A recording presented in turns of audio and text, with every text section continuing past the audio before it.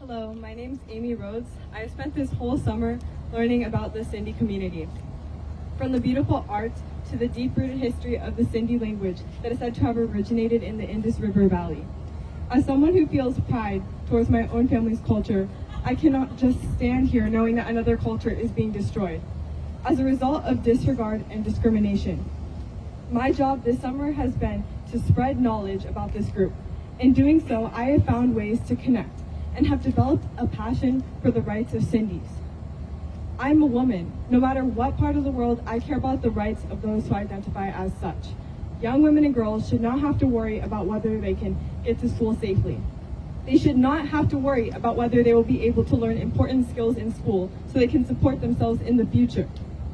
They should not have to worry that they could be taken away from their family, forced to marry, and convert religions. It is true what they say, that knowledge is power, because the only way that we are going to be able to put an end to the human rights violations of Sindhis is by raising awareness. It is by doing this and persisting that has gotten us this far. Let us do our part today to show support to the Sindhi community and keep spreading awareness.